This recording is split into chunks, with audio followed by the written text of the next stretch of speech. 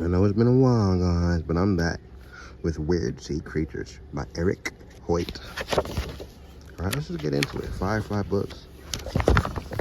In this book, you will meet 50, we might not get to all 50 today, 50 of the oddest animals that live in the sea. Many of them have been discovered by scientists so recently that they have no definite scientific name. What? Even fewer have a specific common name. Weird creatures ought to get noticed and named, but common names are given to creatures commonly encountered. If an animal lives deep in the sea and manages to avoid capture, then it can carry on indefinitely, keeping its identity secret. If a picture is worth 1,000 words, then for sure, each photo of these 50 weird sea creatures deserves 1,000 names. I kind of just want to skip this intro and get to the pictures, but hold on, no. Let's read this intro. What makes these creatures odd or weird? More than anything, it is the environment in which they live, in the deep ocean, the peculiar conditions to which they've adapted.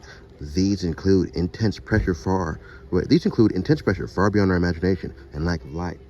In fact, 99% of the sun's light does not permeate below the topmost 330 feet of the surface of the sea. This cast of odd creatures and their deep sea habitats might seem as far away and improbable as life on Mars, yet many of them live almost within touching distance, in the sense that if you live on the coast or are on a beach vacation or have ever traveled on a cruise ship or ferry, certain deep sea animals in this book can be found no more than a mile or two away from you. Yeah, beneath water, okay? And I'm not a deep sea diver, but from a ship at sea, for example, grabbing hold of a weight belt or an anchor and taking a deep breath, you could be down among the big-eyed squid and flashing bioluminescent fish in 20 minutes. The problem, of course, even with scuba gear, is that you would not be alive when you finally got near them. Yup, the intense pressure would kill you. It is possible to go very deep in a submarine, but few submarines travel below the upper layers of the ocean. Submarine time for deep sea going vessels, even if you can get it, costs the equivalent of King Neptune's ransom. I don't know what that is, but okay. There have been only 2 manned voyages to the deepest part of the sea. The deepest spot in the Mariana Trench in the Pacific Ocean, which at 36,000 feet is 6,500 feet deeper than Mount Everest is high. Okay, wow. In 1960. Oh my goodness. They had the tech back then?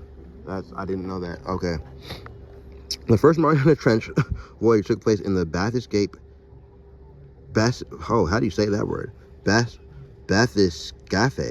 Triste in 1960 when Don Walsh and Jacques Picard were lowered to the bottom for a few minutes before concerns about their underwater craft forced them to come back up. In March 2012, Titanic director James Cameron climbed into a sub to make the journey, documenting everything he saw for National Geographic. I love how they just told us about how he directed the Titanic. 2 manned voyages to the deepest part of the sea is fewer than the number of manned voyages to the moon, 6, and just 2 more than to Mars, 0. But the fact that they are even on the same scale is astonishing. For us, air-breathing, land-loving creatures, the deep sea is impenetrable. The pressure... Okay, look, I'm not gonna cap. This is a crazily long introduction, bro. Like, what, bro? Are you serious? This is why people, you promised us a good picture book and then you do a 5-page introduction. You couldn't have dispersed some of this information throughout the book. You know what I'm saying? I'm sorry, guys. I'm not trying to be a book critic. I'm just trying to, get to the pictures. Bro. I'm sorry, y'all. That's so... How could I? I need to be mature and read the whole thing. I'm about to skip to the pictures.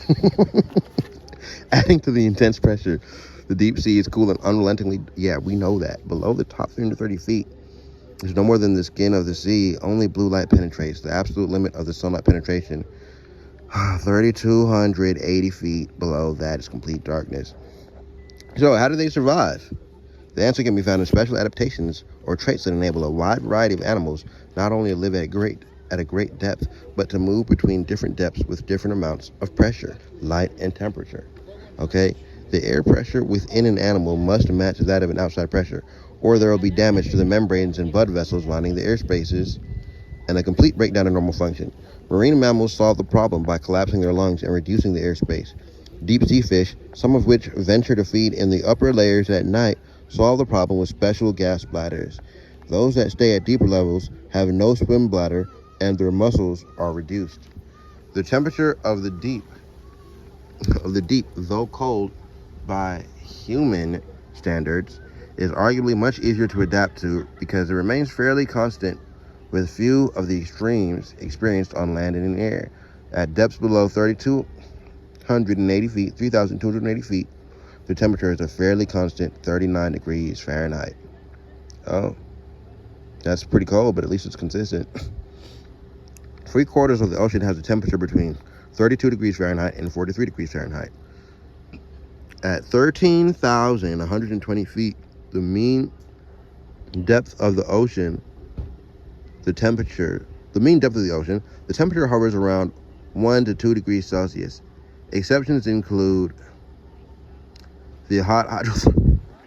Yeah, I'm about to skip to the pictures, guys, because I try to make my videos all 10 minutes each, and now I've been reading this introduction for about half the video. Okay, so it's nothing against introductions, long introductions. This is beautiful, but I'm just gonna go ahead and skip to right here. As you celebrate weird creatures, keep in mind that weirdness is relative.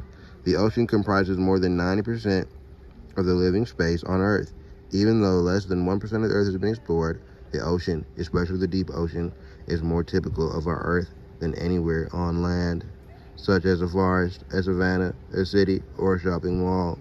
These weird creatures are arguably the typical normal citizens of our planet, much more so than anything found on land. See, like, now you're just chatting, bro. This is not more regular than I am.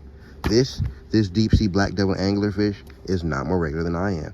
Bro was trying to write an essay in the intro. Now we got 3 minutes left to look at pictures. That's crazy. You know what I'm saying, bro? Like, I'm not trying to hate. Also known as the deep sea black devil or Murray's abyssal anglerfish, this species usually lives at depths of, that number again, 3,280 to 8,200 feet, okay? But it has been found at more than 19,685 feet below the surface. The fleshy fishing pole growing from above its mouth is covered in bioluminescent bacteria that produces light that attracts prey in the darkness. Pictured is a female, which grows up to a size of 4 3/4 inches. The male reaches a length of only 3/4 of an inch and lives as a parasite attached to the female. It's a permanent arrangement till death do them apart. I don't know if that's a typo. That's crazy though. Where's the male at?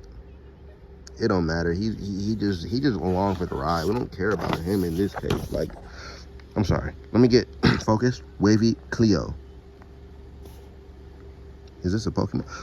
The wavy Cleo, also sometimes called the deep sea butterfly, is a sea snail that floats free in the water. It belongs to the group of pteropods, also known It belongs to the group of pteropods called opistholbranchia, which means that the gills are situated behind the heart. Wavy Cleos range in size from 1/4 of an inch to 1/2 an inch. Wow. Sea snail.